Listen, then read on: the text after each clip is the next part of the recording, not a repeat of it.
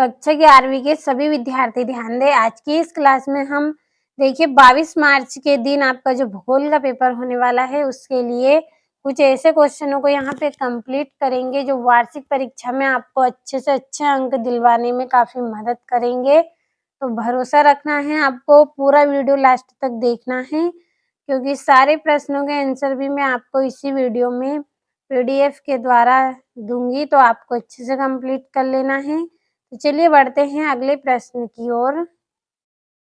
ये आपका यहाँ पे पहला प्रश्न है, सही विकल्प चुनिए। तो पहला है आपका, निम्नलिखित में से कौन सा विषय कालिक संश्लेषण करता है? तो इसका आंसर आएगा इतिहास।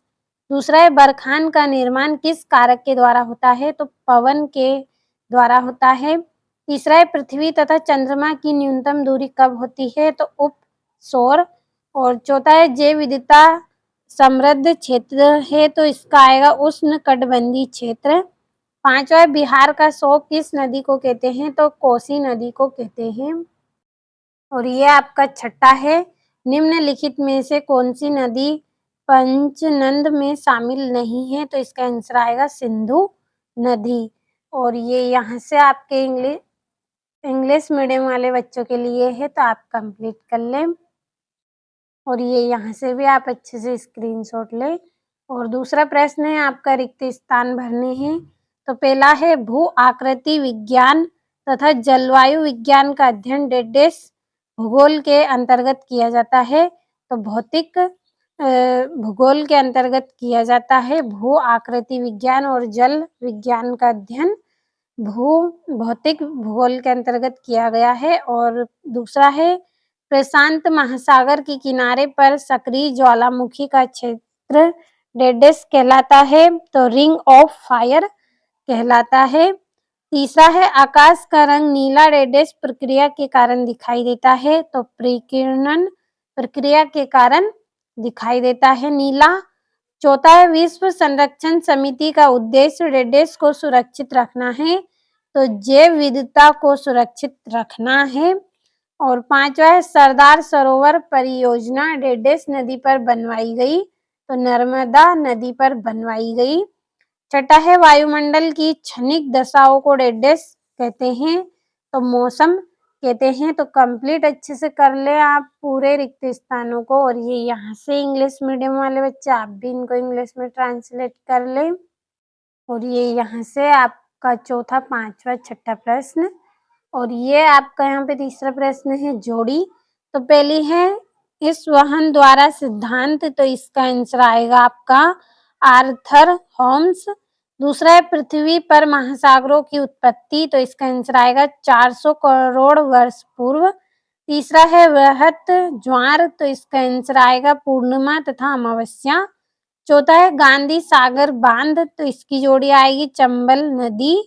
और गर्मी की लहर लू, तो इसका आंसर आएगा उत्तर प्रदेश। और ये यहाँ से आपका चौथा प्रश्न है, एक वाक्य में उत्तर। तो पहला है, भूगोल में प्रादेशिक उपागम का विकास किसने किया? तो कार्ल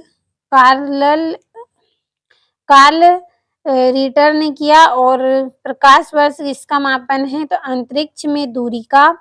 तीसरा है, गर्मियों में चलने वाली स्थानीय पवन, यानी कि देखिए जो लू होती है वो किस क्रिया का परिणाम है? तो अभिवाहन का परिणाम है। और उत्तरी वायुमंडल की वायु राशि बताओ जो भारत में मानसून पवनें लाती हैं? तो जैव प्रवाह। तो ये आप यहाँ से इनको भी अच्छे से कंप्लीट कर ले। चलिए हम हमारे सत्य सत्य को पढ़ते हैं। और ये यहाँ से आपका पांचवा प्रश्न, सत्य सत्य। तो पहला है, सुनामी आने का प्रमुख कारण भूकंप है? तो सत्य। दूसरा है, निक्षेपण अपरदन का परिणाम होता है? तो सत्य। तीसरा है, ठंडी जलधाराएं महाद्वीपों के पूर्वी तट पर बहती है? तो असत्य। और चौथा है, मानव को आने से जैव विविधता में तेजी से कमी आने लगी थी? तो सत्य रहेगा। और भारत की संपूर्ण तट रेखा द्वीप समूह समेत 7517 किलोमीटर है? तो सत्य। और वन संरक्षण नीति में 1988 में संशोधन किया गया? तो सत्य रहेगा। तो आपका यहाँ से ये 5वां प्रश्न है, कंप्लीट कर ले। और छठा प्रश्न, भूगोल विषय का महत्व लिखिए और मानव भूगोल जिज्ञासा की तुष्टि है वर्णन आपको करना है। तो 2-2 नंबर के प्रश्न आपके यहाँ से स्टार्ट हुए हैं, साथ में आपको अच्छे से स्क्रीनशॉट लेते चलना है। ये आपका 7वां है, भूवी क्षेपी पवनी क्या है? हॉट स्पॉट से आप क्या समझते हैं? और भारत के पूर्वी तट को किन 2 तटों से जाना जाता है? और यदि एक व्यक्ति को लक्षद्वीप जाना हो तो वह कौन सी तटीय मैदान से होकर जाएगा? और आपदा क्या है? आपदा के प्रकार बताने हैं। और पश्चिमी तटीय मैदान पर कोई डेल्टा क्यों नहीं है और डेल्टा किसे कहते हैं? तो 2-2 नंबर के पूरे प्रश्न हैं आपके। और ये यहाँ से आपका 12वां है, भारत में अधिक सूखा प्रभावित क्षेत्रों के नाम बताइए और तापमान के व्युत्क्रम को समझाइए, 3 नंबर का प्रश्न। और महासागर की लवणता को प्रभावित करने वाले कोई 3 कारक लिखिए। और हिमालय पर्वत और प्रायद्वीपीय पठार में उच्च के लक्षणों में अंतर बताने हैं। और उष्णकटिबंधीय तूफान की उत्पत्ति के लिए कौन सी परिस्थितियां अनुकूल है? तो 3-3 नंबर के प्रश्न हैं, अच्छे से स्क्रीनशॉट लेते चले आप पूरे प्रश्नों का और अच्छे से कंप्लीट कर लें। चलिए बढ़ते हैं अगले क्वेश्चन की ओर। और ये यहाँ से आपका 17वां, 18वां प्रश्न है और ये 19वां।